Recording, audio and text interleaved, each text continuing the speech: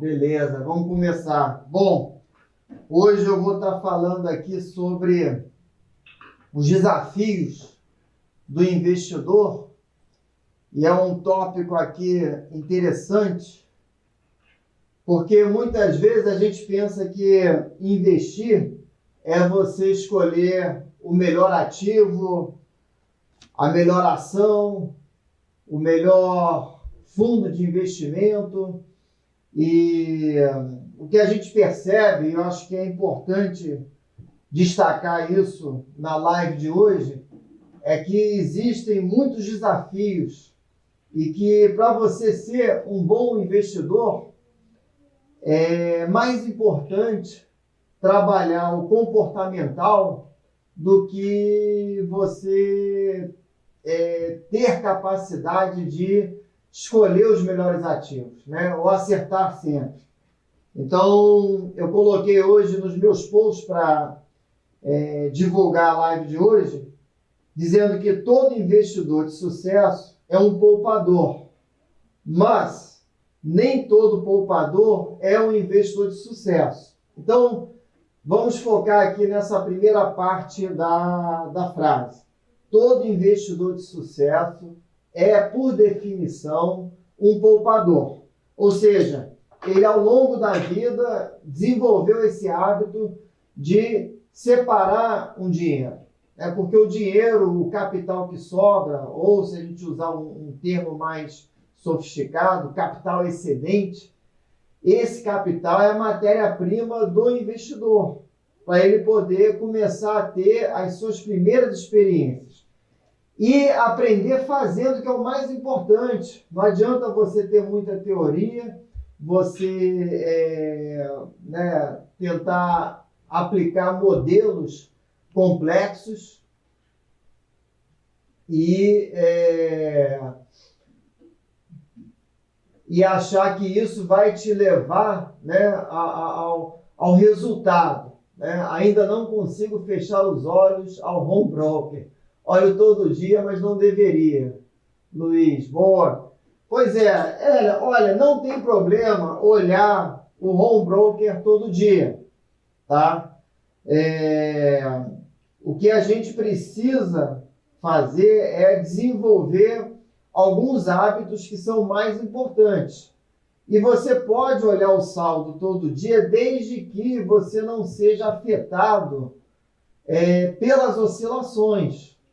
Eu acho que aí é que está o grande segredo, porque como investidor, se você seguir realmente a cartilha e como eu estava dizendo, ter esse dinheiro disponível, esse capital excedente, que vai ser a sua matéria-prima para poder aplicar e poder se exercitar no ato de comprar ativos, principalmente as boas ações pagadoras de dividendos, você vai ganhando experiência e vai ganhando conhecimento.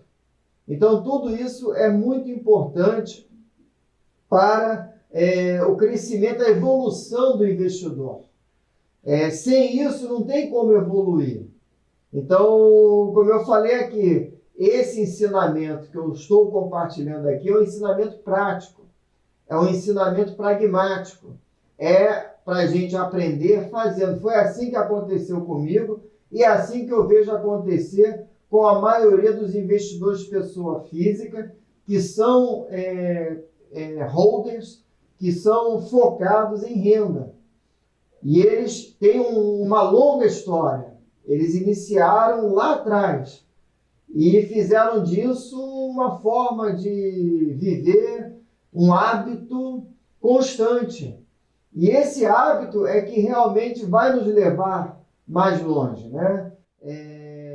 Então, esse aspecto comportamental eu queria dar ênfase hoje, porque muitas vezes eu vejo alguns clientes pensando, poxa, eu vou montar uma carteira, vou conversar aqui com o Paul e o Paul vai me dar todas as dicas para eu fazer os melhores investimentos. Olha, eu tenho uma triste notícia para vocês. Eu não tenho as melhores dicas, eu não tenho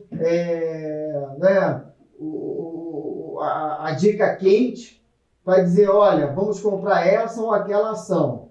O que eu tenho são, como eu tenho falado aqui, uma galeria de empresas que eu considero que são Eldorados, ou seja, essas empresas agregam valor ao acionista ano após ano, e essas empresas é que proporcionam lucros crescentes, e tudo que a gente tem que fazer é comprar as ações delas para participarmos dos seus lucros crescentes e da sua prosperidade. Tá? Isso é um hábito. Só que, ao invés de eu poupar, colocando dinheiro num banco, num CDI qualquer da vida, ou num CDB que me remunera, inclusive, bem abaixo do CDI, que já é pouco. Então, eu saio perdendo, né, por falta de conhecimento. Na verdade, eu deixo de ganhar dinheiro por falta de conhecimento. Então, essa não é a melhor maneira de poupar. Por isso que eu quero enfatizar aqui. Poupar é meio caminho andado, sim. É um comportamento fundamental para o investidor. Por quê? Porque força o investidor a organizar a sua vida financeira. Então, essa é uma premissa, é um pressuposto com o qual eu trabalho.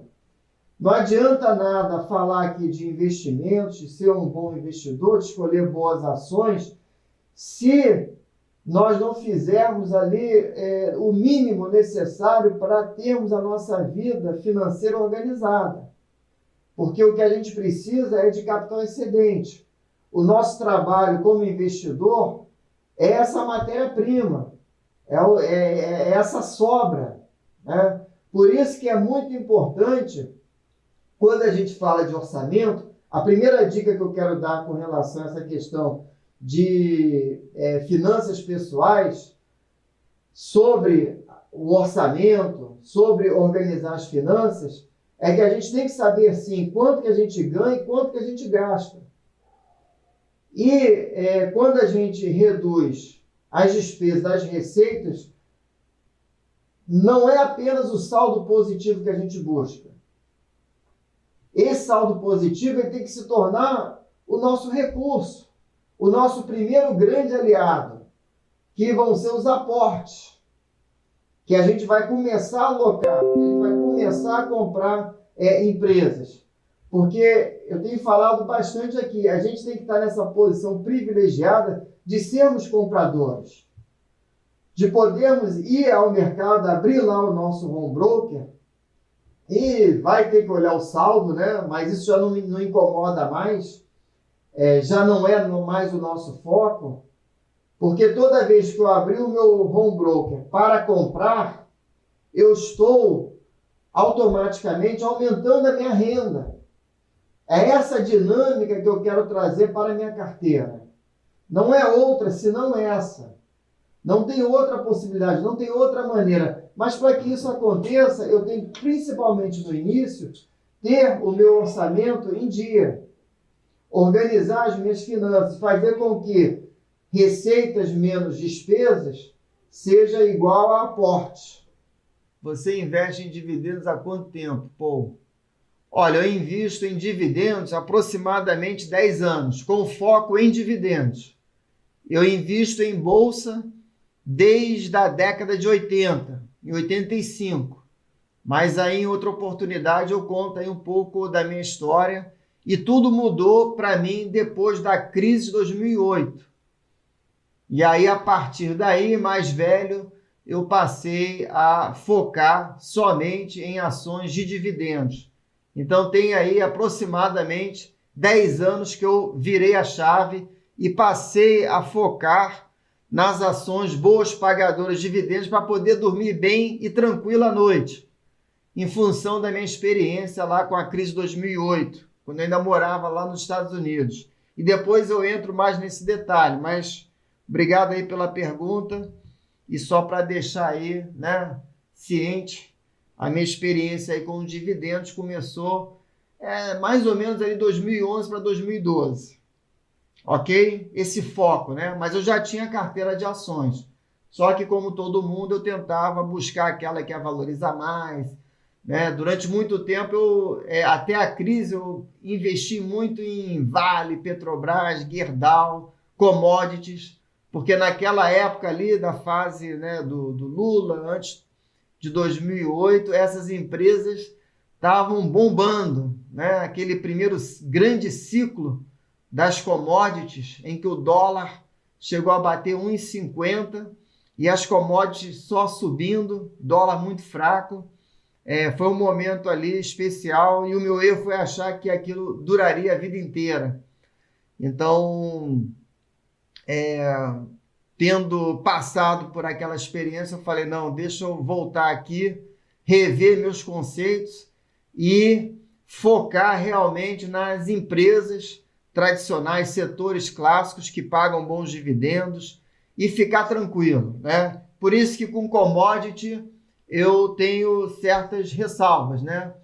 Então, é bom deixar claro que commodity, de novo, está entrando aí no super ciclo das commodities. Vocês vão ver, provavelmente, Vale já está aí em R$ 113, Petrobras vai voltar a subir, já está se recuperando, né? Estatal sempre tem essas questões governamentais, então é isso. Essa é a minha experiência aí com dividendos e quando eu comecei a assessoria na XP, o período que eu passei lá como assessor, eu já estava focado nessa metodologia, nessa filosofia. E aí consegui convencer também meu pai, que foi o primeiro a acreditar na metodologia de investir focado em dividendos. Depois fui passando isso para minha família, minha mãe, minha irmã, amigos, né? E assim eu baseei a minha assessoria nesse aspecto de realmente montar uma carteira de caráter previdenciária com foco nos dividendos, com o objetivo de nunca deixar de ter renda. Então, talvez eu até possa tentar contar um pouco dessa história na próxima live, que vai ser quarta-feira, às 6 horas. Por que os dividendos passaram a ser importantes para mim e para minha família, né? Ainda mais que a gente estava num momento de transição, vendendo um negócio de família. Então, a gente fez uma migração dos ativos físicos para ativos financeiros. Então, teve que ser uma migração muito cautelosa, muito bem pensada, muito bem, né, muito consciente por parte de todos nós. Então, e foi isso. E aí depois, numa outra oportunidade, eu conto um pouco mais dessa história, que foi o que, vamos dizer assim, definiu a minha trajetória para realmente acreditar e me empenhar. E foi a melhor coisa que a gente fez, né? Em termos assim financeiros, foi muito bom, né? Teve a influência também de conhecer o senhor Luiz Barsi, que vocês já conhecem. Na época ele não era tão conhecido, nem era tão divulgado, mas ele já aparecia nas mídias tradicionais, né? Reportagens sobre ele, e aquilo também me chamou muita atenção. E alguns livros, né? Tem 3 livros que também me marcaram muito. Um em inglês, Get Rich with Dividends, Fique Rico com Dividendos, muito bom livro, esse realmente mexeu comigo. O outro é do Jeremy Siegel, que eu sempre cito aqui, que é O Futuro dos Investidores, que infelizmente não tem a tradução em português, e o do Luiz Barsi, que eu sempre uso e menciono muito aqui, que é o foco nos dividendos. Quando eu li Décio Bazin, que é quase a mesma coisa, né? Mas não é, são diferentes. Décio Bazin foi o autor e acho que influenciou Luiz Barsi, que, né, criou aí uma carteira bilionária em ações com esse foco até hoje. E é alguém que eu também respeito muito. Então, mas o livro do Décio Bazin, lendo e relendo, eu vi que realmente é uma obra de arte, e assim, uma obra-prima, no sentido de deixar um legado para nós, investidores de pessoa física, e que escolhemos seguir esse caminho e optamos por utilizar essa metodologia para também construir a nossa poupança, que não é, quando eu falo poupança, não é caderneta de poupança, é poupança, fazer poupança através de boas empresas, tá? Que eu acho que para isso basta você ter disciplina e paciência e escolher algumas empresas desse leque de Eldorados que existem na Bolsa Brasileira. Então, essa é a minha tese, essa é a metodologia que eu procuro compartilhar aqui com vocês para apontar esse caminho. Então, vamos lá. Voltando, mas antes disso, eu acho que foi muito importante, assim, quando eu comprei a minha primeira ação, eu já tinha o hábito de poupar, ainda era garoto, e gostava sempre de poupar, ou gastar menos do que eu ganhava, para deixar sempre um dinheiro aplicado. E aí fui conhecendo as opções de investimento que existia no mercado naquela época, década de 80, não existia a facilidade, a disponibilidade que existe hoje, né? Através da internet, a gente tem muita informação, até demais. Então a gente tem que realmente separar aí o trigo do joio, tem que tomar cuidado com o que a gente está recebendo em termos de informação, porque existem várias opções, várias alternativas. Aliás, o que não falta no mercado financeiro hoje é opção para você investir. Então é natural que as pessoas se sintam perdidas. Por isso que eu sugiro seguir essa metodologia. Não fui eu que criei, não fui eu que inventei, mas é uma que eu sigo já aí há pelo menos 10 anos e que apliquei também para a minha família e aplico para a minha família hoje. Espero deixar aí também como legado para os meus filhos e que eles possam seguir esse mesmo caminho. Então, vamos lá. Mas antes disso, é importante a gente ter em mente que o bom investidor, ele precisa ser primeiro um bom poupador.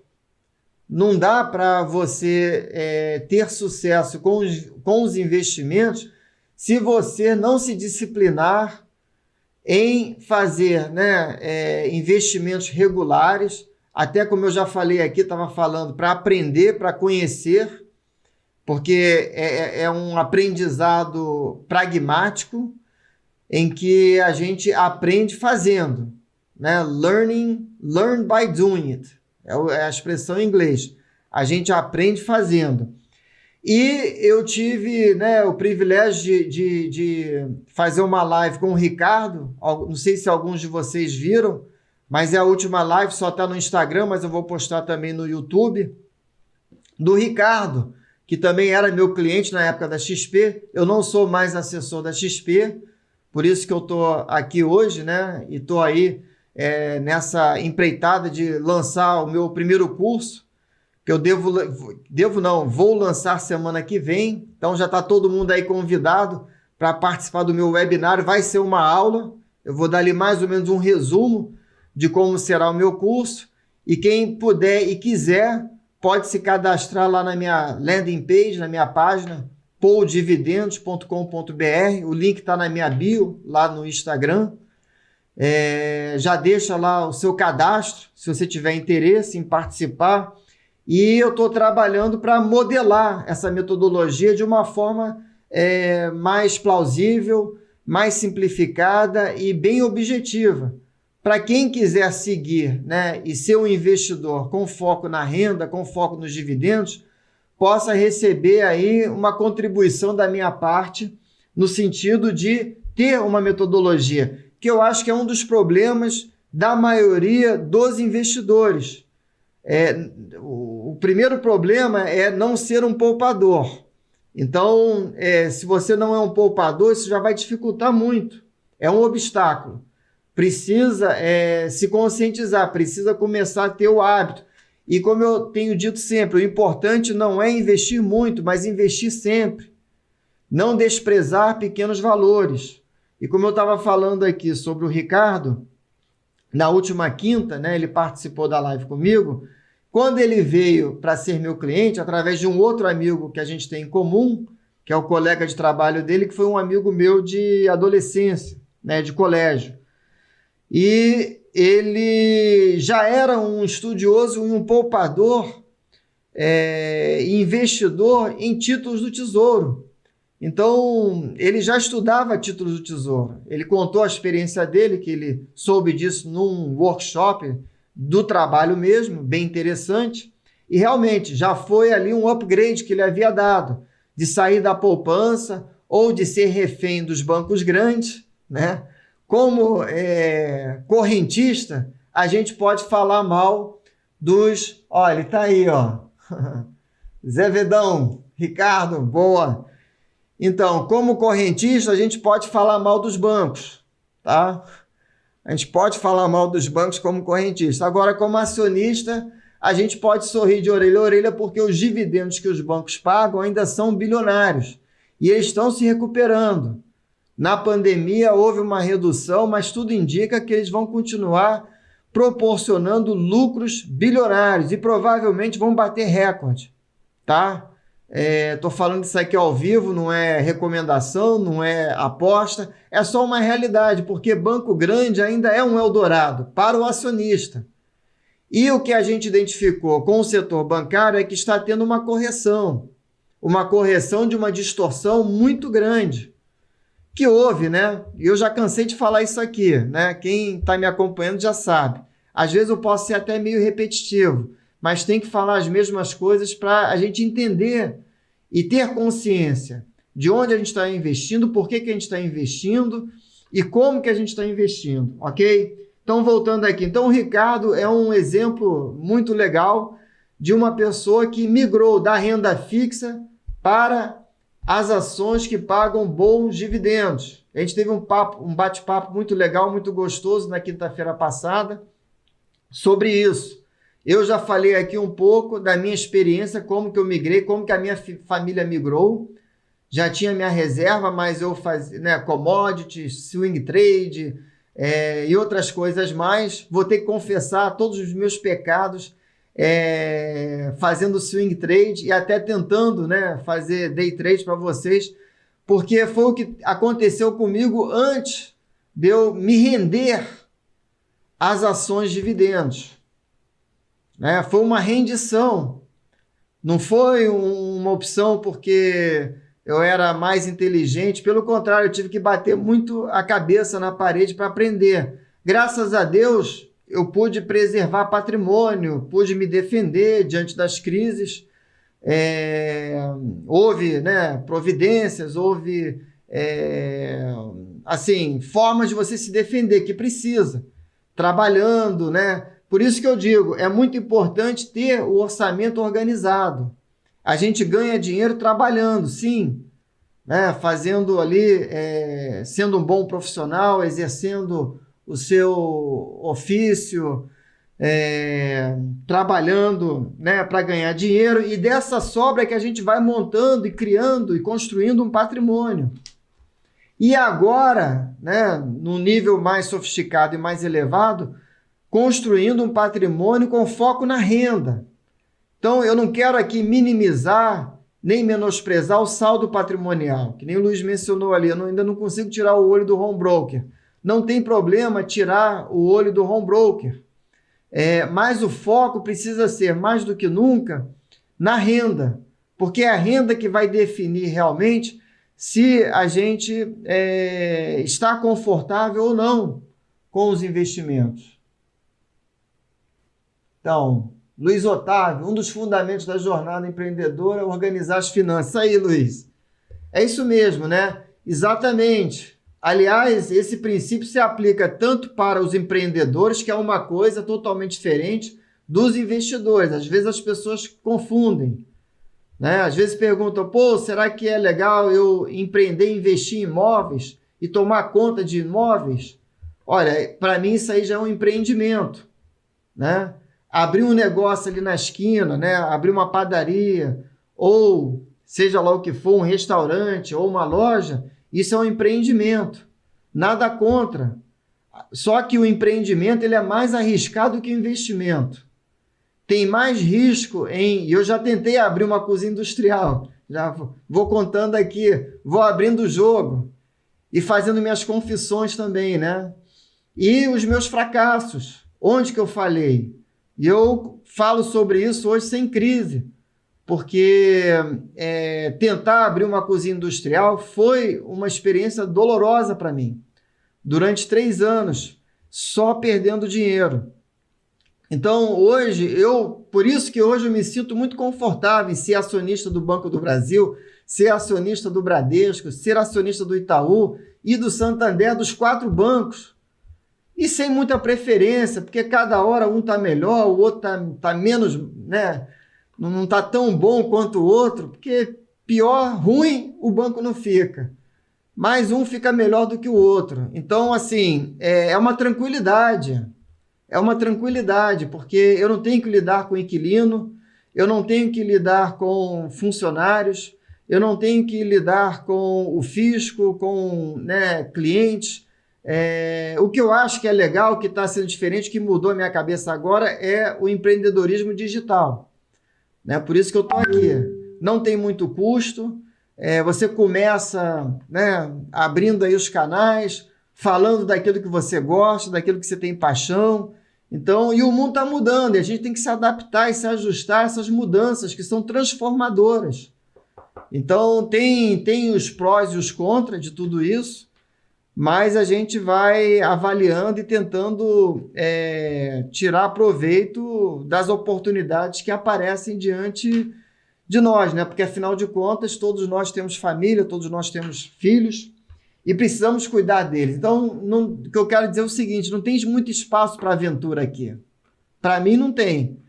Então, mesmo que a Bolsa ainda seja vista no Brasil, infelizmente, da forma errada, por 99,9% da população e até do setor financeiro, dos profissionais, é incrível, às vezes, o que a gente ouve. É incrível quando você lê o livro do Décio Bazin e vê o que os profissionais de mercado falaram para ele quando ele fez lá a pesquisa dele do jeito dele, mas ele é uma personalidade muito interessante. E foi ótimo ele deixar isso tudo registrado. Ele fez um grande serviço para todos nós. Por isso que eu recomendo a leitura do livro. Bom, vamos lá, vou tentar seguir aqui a minha agenda. Vamos ver se eu consigo, né? Porque acaba vindo questões, mas eu gosto quando vocês fazem pergunta, adoro.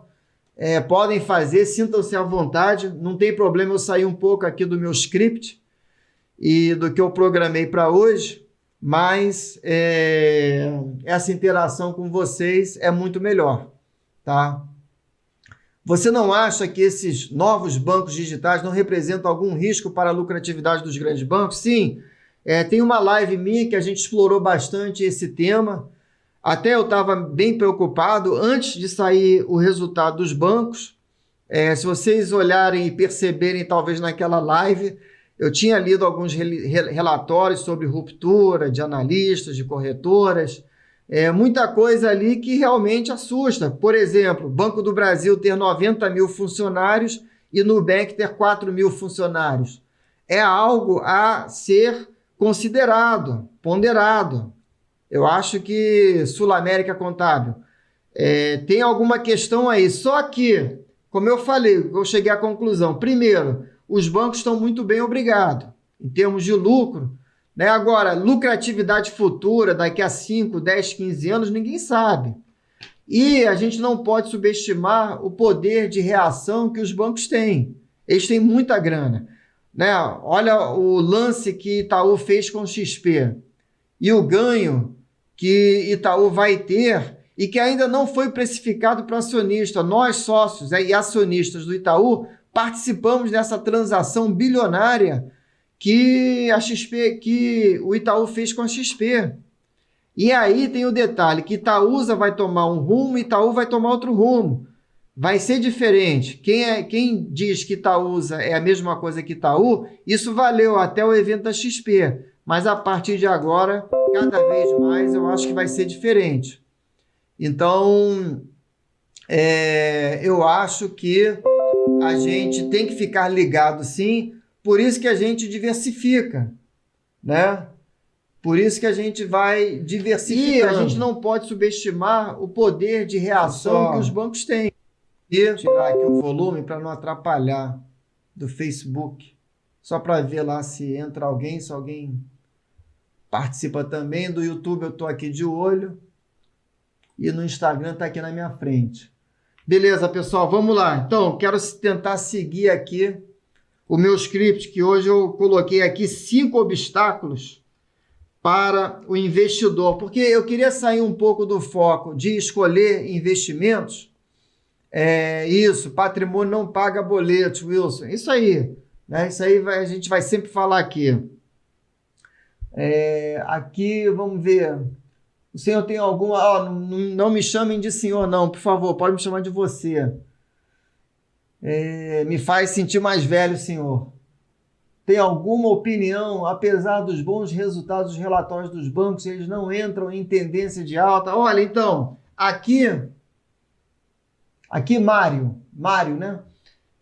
Aqui a gente não dá valor muito para preço de ação, no sentido da oscilação, de buscar valorização. Nós somos aqui discípulos fiéis, né? Não só do Luiz Barsi, que é um exemplo vivo para a gente, mas principalmente do Décio Bazin, que deixou um livro, é autor, e ali ele deixou bem claro que, né, para ele comprar uma ação esperando que ela se valorize é a mesma coisa que comprar uma obra de arte, pendurar na parede, esperar alguém chegar e oferecer um preço mais alto do que ele pagou. Então, foi mal, sou militar. Militar é assim mesmo. Eu também servi o quartel 1 ano, lá no antigo BG, São Cristóvão, aqui do Rio de Janeiro, batalhão de guardas. Então, tive um pé lá de militar também e uma influência aí até hoje, que foi um ano bem legal, bem bacana, mudou muita coisa aí na minha vida, ter sido aí soldado, né? Foi bem interessante a experiência.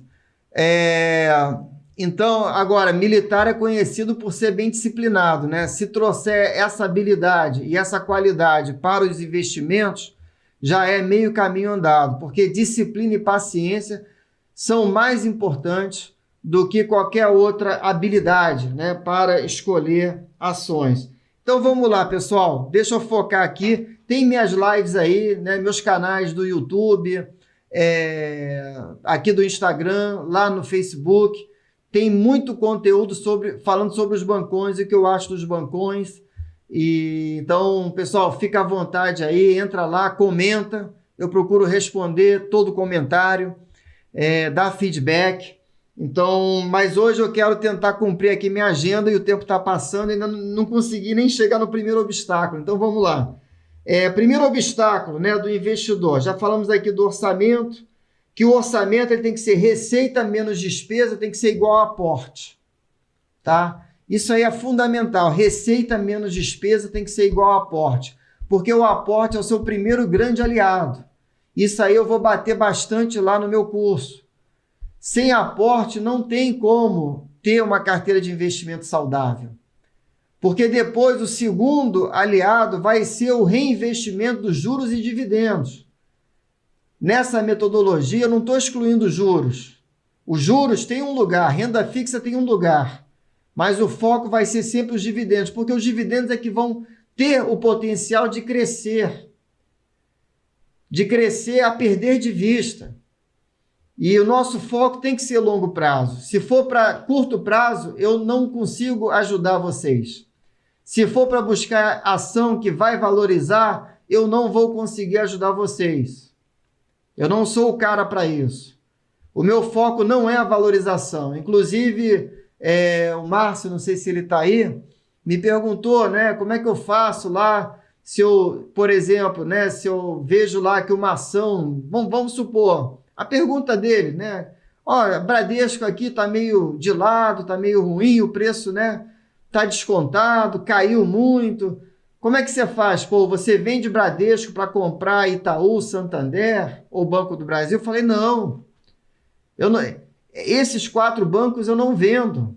E toda vez que eu vejo um relatório dizendo que um deles está descontado, ou que um deles apresenta um potencial até de aumentar dividendo, ou de bater recorde de lucro, ou de estar mal precificado, eu aumento posição, ainda que seja uma posição mínima. Eu não sou de fazer grandes posições, porque eu sou a favor do gradualismo e sugiro que vocês também sejam a favor do gradualismo. Vai aos poucos, não precisa ir com muita sede ao pote, não precisa ficar ansioso para fazer compras de uma vez só. Pode sim comprar no fracionário, pode sim abrir conta numa corretora com corretagem zero ou corretagem mínima, né? Reduz custo, porque eu já falei aqui também várias vezes, e tem alguns vídeos lá do início, quando eu comecei a botar vídeo no início do ano, a gerar conteúdo, que comprar ações é a forma mais barata. Talvez seja o único almoço grátis no mercado financeiro. É custo zero, né? Se você colocar dinheiro num fundo de investimento, você vai pagar uma taxa administrativa, vai sofrer come cotas. Então, a ação você não paga nada, só aí o que você vai economizar de taxa administrativa, de imposto de renda, de corretagem, etc e tal, poxa, faz a soma. Acho que tem até uma corretora, não estou fazendo propaganda aqui da Rico não, tá? E eu nem tenho conta na Rico, estou pensando em abrir. Me falem aí onde vocês têm conta e quais as corretoras que vocês gostam, também é um assunto importante. Porque a corretora, na verdade, para nós, só precisa oferecer ações. Talvez renda fixa seja bom também, mas fundo. Nós somos os gestores das nossas ações. Nós decidimos onde alocar. E essa metodologia é muito importante. Então, vamos lá. Marisete Falcão, boa noite. Gosto muito das suas colocações. Pô, obrigado, Marisete. Fico feliz aí em poder contribuir e oferecer uma ótica, né, alternativa e diferente, né? Buy and hold na veia, XP, Clear, tá? Rico, gosto da Rico, legal. Muito bom, valeu pessoal, show de bola. Pô, bacana. Gostando de ver a participação da galera aí hoje, hein? Isso aí me anima. Quarta-feira eu tô de volta nesse horário. Eu achava que esse horário talvez fosse ruim, mas estamos tendo aqui um pessoal bom hoje, bacana. Vamos lá. Bom, o primeiro item que eu queria destacar aqui como obstáculo é a pessoa não saber quanto ganha e quanto gasta. Tá? Precisa, sim, organizar o seu orçamento. Precisa, sim, fazer planilha. Precisa, sim, controlar os gastos. Isso é muito importante. Isso é uma coisa que eu sempre fiz. Fica melhor quando a gente está ganhando dinheiro ou quando a gente está no azul. Quando está no vermelho, a tendência é a gente não olhar para a nossa planilha, a gente não encarar a realidade. Mas aqui eu quero mencionar o Winston Churchill, que quando ele assumiu a Inglaterra, ao contrário do seu oponente, o Hitler, Winston Churchill dizia, olha, eu quero que vocês, né, para os seus colaboradores, e que às vezes ficavam com medo de trazer notícia ruim para o Churchill, dizia, olha, eu quero saber quais são os fatos brutais. Não me escondam nada. Me digam quais são os fatos. Me apresentem os fatos, mesmo que eles sejam fatos brutais. E olha, o que deve ter tido de fato brutal e o que deve ter tido de gente, né? Quem já viu algum filme aí do Winston Churchill sabe que ele não era fácil trabalhar com ele. Mas a única exigência dele era me tragam os fatos brutais. Ou seja, a gente tem que conhecer qual é a realidade. Enquanto o Hitler ficava dormindo até meio-dia, isso é um detalhe interessante, que eu soube assim, lendo o livro, eu gosto também de acompanhar, de assistir documentários sobre a Segunda Guerra Mundial, o estilo de liderança de cada um foi bem interessante. E o Hitler dormia até tarde, dormia até meio-dia, e os seus subordinados, né, dentro da hierarquia, ficavam com medo de acordá-lo, com péssimas notícias, ainda mais chegando ali da metade da Segunda Guerra Mundial para o final, as notícias eram horríveis, e tinham que tomar decisão, mas eles não queriam incomodar o chefe. Olha só, né, o estilo de liderança. Então, a planilha ela precisa realmente trazer a realidade. E a partir daí a gente pode tomar medidas para fazer ajustes e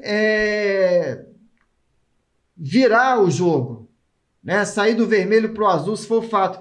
Eu aqui não trabalho, não pretendo, mas pode ser até que eu venha trabalhar com essa questão de finanças pessoais, porque eu vejo que, assim, eu parto do pressuposto, né? Quem for me acompanhar, quem for falar de investimento, que já tem a sua vida organizada. Se não tiver, primeiro tem que organizar a vida financeira, porque sem ter a vida financeira organizada, fica muito difícil de investir. Em inglês tem uma frase que eu gosto muito, né? Nunca investir nervous money. Nunca investir dinheiro nervoso. Dinheiro que vai precisar para pagar o leitinho das crianças, para comprar camisa. Esse dinheiro não dá para investir. Esse dinheiro fica parado lá no banco, né? Porque a carteira de investimento ela precisa ser blindada. Não adianta você comprar uma ação hoje para querer vender amanhã, mesmo que seja com lucro. Mas aqui a cultura e a mentalidade que eu quero passar para vocês é que isso não importa.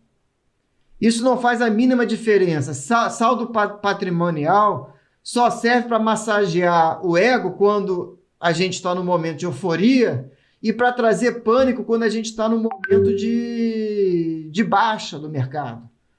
Porque quando o mercado está caindo, você tem que ter muito caixa. Você tem que estar com a vida financeira bem organizada. Senão você não vai comprar. E olha que, comprar na baixa é fácil. Não, comprar na baixa não é fácil. Comprar na baixa é muito difícil. Porque está todo mundo nervoso, inclusive eu, inclusive você.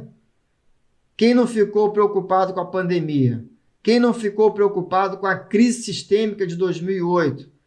Ainda mais eu que estava morando lá nos Estados Unidos. Aqui, como disse o Lula, né, foi uma marolinha, mas realmente o impacto lá foi muito forte. Mas enfim, aqui o Brasil estava num momento bom, que era o momento aí das commodities, né? Mas enfim, e o Brasil também continuou prosperando. Eu me lembro quando eu voltei dos Estados Unidos em 2011, foi nessa época que eu virei a chave, e quando eu voltei com esse propósito, né, de migrar minha carteira para ações de dividendos. O Brasil estava indo bem, até vir a crise por volta ali de 2015, 2016, né? Mas isso é outra história. Mas às vezes é bom a gente dar um contexto para as histórias, para entender o que aconteceu no passado e aprender com as lições do passado. Ainda mais se elas foram dolorosas, porque a gente tira excelentes lições da dor, né? Não precisa ser sempre assim. A gente pode e deve aprender com o erro dos outros, é melhor ainda. Mas, quando a gente aprende com os nossos erros, acho que a lição fica para sempre, né? Então, a gente tem que tomar as rédeas do nosso orçamento, das nossas finanças pessoais, para poder ser um bom investidor, para poder ser um poupador. Outra coisa que eu vejo também, as pessoas que não têm metodologia, eu até fiz aí um post, né? São tantas as opções e as pessoas ficam perdidas com tanta opção. A quem que eu vou ouvir? O profissional de mercado? E às vezes o profissional de mercado também tem uma filosofia meio equivocada. Por exemplo, a filosofia de terceirizar a gestão dos seus recursos financeiros. A proposta aqui é você ser o gestor das suas finanças. É você tomar decisão. É você assumir a responsabilidade, para melhor ou para pior. Então, mas se você tiver uma metodologia como essa, porque buy and hold, né? Alguém disse aí, buy and hold na veia. Buy and hold é só uma metodologia. Não é a melhor ou a pior. É uma metodologia. A metodologia, ela não é feita de regras fixas, rígidas. Ela é feita de princípios. Então, investir para receber dividendo é buy and hold, com foco na renda. E a tese que a gente levanta aqui, com base no livro que eu li lá do Jeremy Siegel, principalmente, também do Décio Bazin, é que os dividendos são importantes, sim, e muito. Essa é a tese de investir em dividendos, porque vai ter gente aí falando que dividendo não é importante. Tá, tudo bem, não preciso comprar todas as ações buscando dividendo. Em algum estágio da minha vida, pode ser que eu queira entrar numa ação ou numa empresa porque eu gosto da empresa e quero tê-la na minha carteira durante muitos anos e acho que ela tem perfil de caráter previdenciário. Como eu fiz, por exemplo, na pandemia, que eu comprei um pouco de Ambev, por exemplo, que era uma empresa que era sempre cara e não era uma empresa com yield atrativo, competitivo. Não era uma empresa de dividendo. Agora ela está ficando uma empresa de dividendo. Porque quando ela alcança uma certa estabilidade como os bancos, num setor muito consolidado, a empresa ela já está muito estável. Ela não tem, vamos dizer assim, onde investir. Então ela dá o retorno para o acionista. Muito bom citar esses fatos históricos. Legal, Marisete, Falcão. Não, é importante, é importante. Eu também acho que vale a pena, né? Porque dá uma perspectiva. Porque nós vamos ter outras crises pela frente. Bom, número 3, obstáculo número 3, não poupa com regularidade. Eu acho que a regularidade é muito importante para o investidor de sucesso. Né, ou que quer ser, não importa se é muito ou pouco. O Luiz Barsi, né, citando o Luiz Barsi, ele faz a mesma coisa que ele fazia há 30 anos atrás, há 40 anos atrás. No caso dele, já deve ser pelo menos 40 ou 50 anos, né, algumas décadas atrás. É a mesma coisa, só que os montantes são diferentes. E guardadas as devidas proporções, nós aqui também fazemos a mesma coisa que o senhor Luiz Barsi. Não é nada diferente.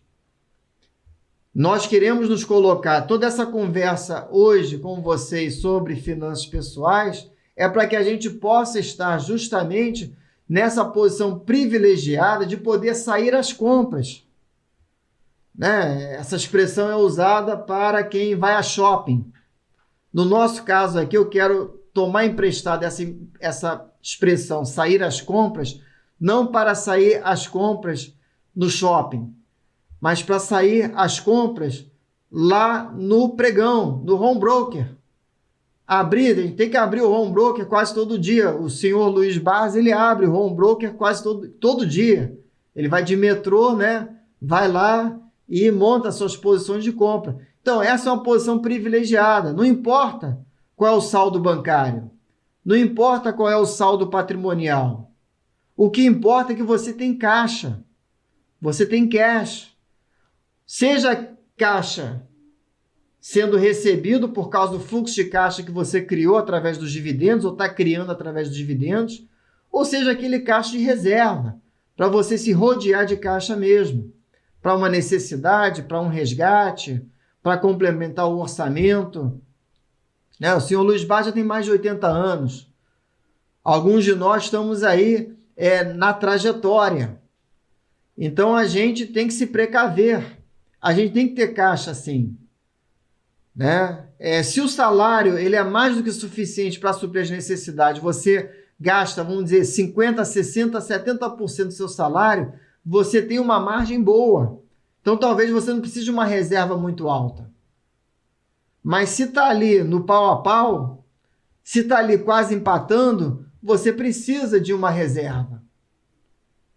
Né? Porque pode ser que um mês fique no vermelho. Se acontecer isso, você complementa com juros.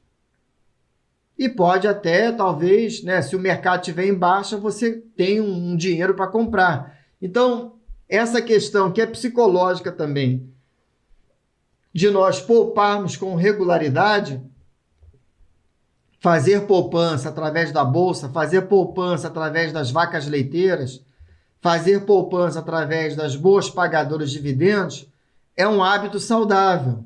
É um hábito que vai te colocar financeiramente numa situação privilegiada.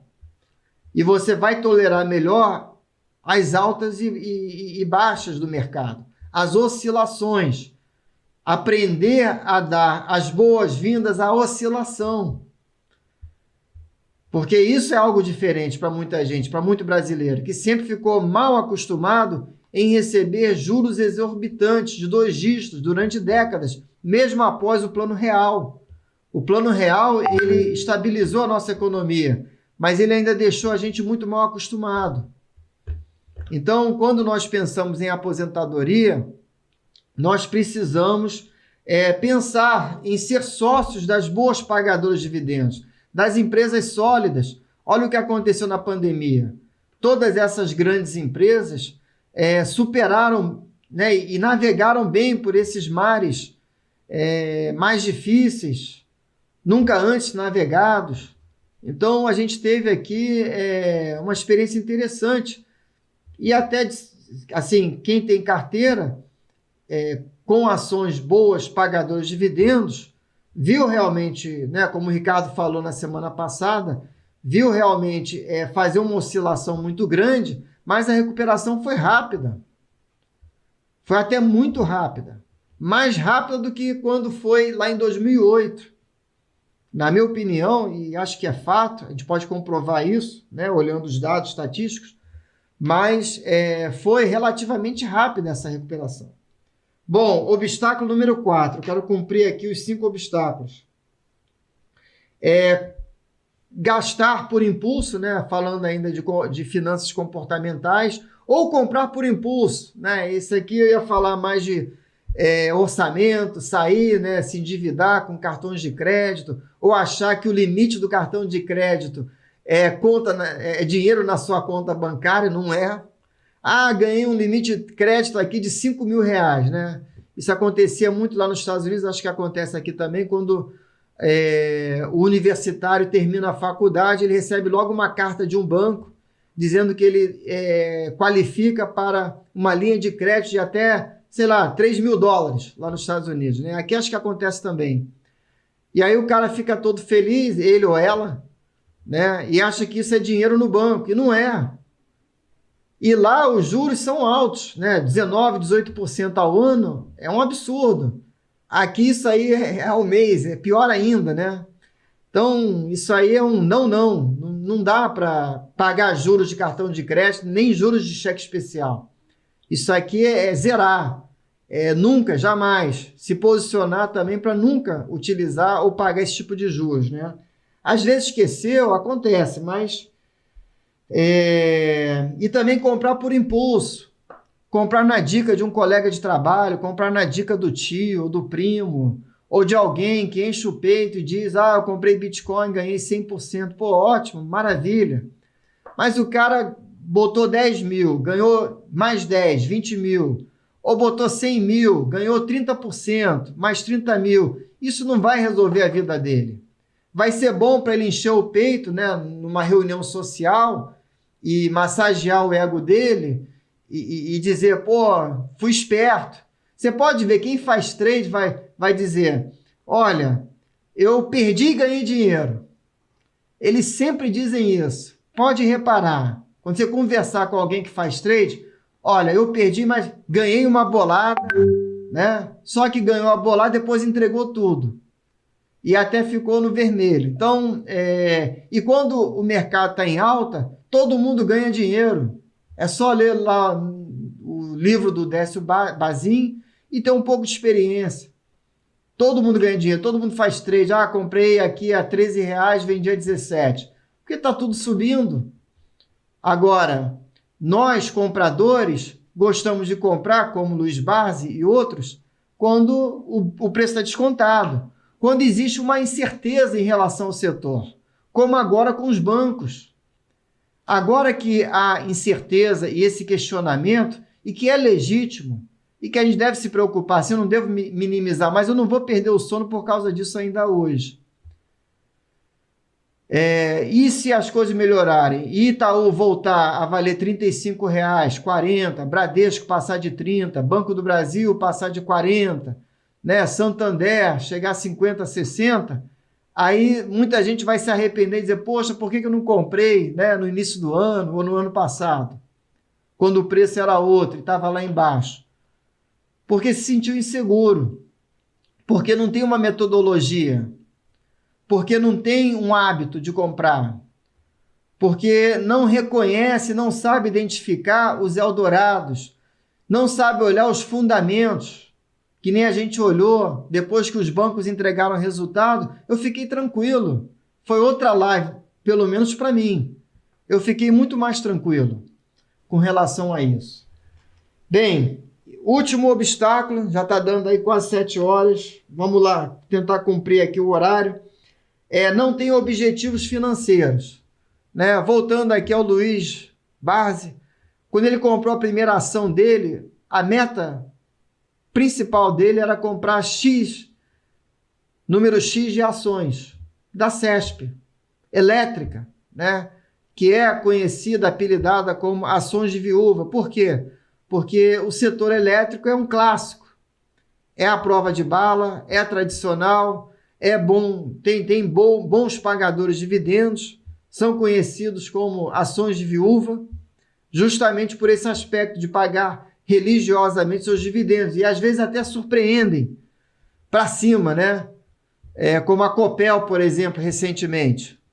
Tem muito blá blá blá, muito mimimi com relação à Copel, sempre vai ter Eletrobras, mas são pagadores de dividendos. Então, assim, o que a gente vai ter na carteira são empresas assim, muito sem graça, não é empresa sexy, muito sem glamour, mas são empresas pagadoras de dividendos. Eu fiz aqui a minha série lá de planilhando dividendos, né?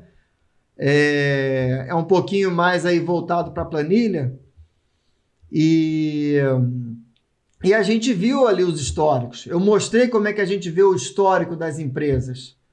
A gente tem que olhar. Outra coisa também que eu acho legal a gente ver é a política de pagamento de dividendo dessas empresas.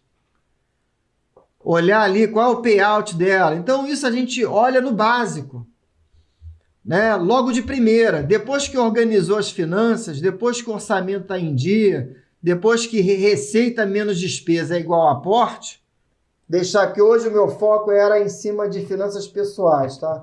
Receita menos despesa é igual a aporte. Então eu queria que vocês levassem essa para casa hoje, tá?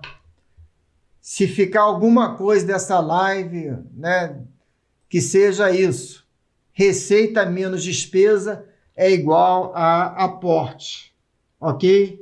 E a partir daí a gente está em condições de traçar metas e cada um tem seu número. E outra coisa que eu sempre falo aqui é planejar como se você fosse viver até 100 anos de idade, né? Porque você vai precisar de dinheiro, não dá para contar com o INSS, que, como diz o Décio Bazin, que ele abre os nossos olhos no seu livro, o INSS, ele ajusta a pensão, né, o pensionista, desonestamente, são palavras dele, porque o governo não tem condição de fazer um ajuste honesto, de acompanhar pelo menos a inflação, e nenhum governo do mundo.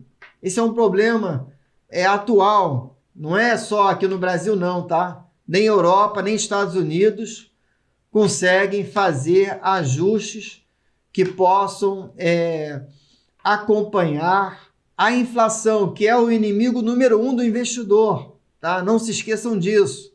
Também tem um vídeo meu sobre isso.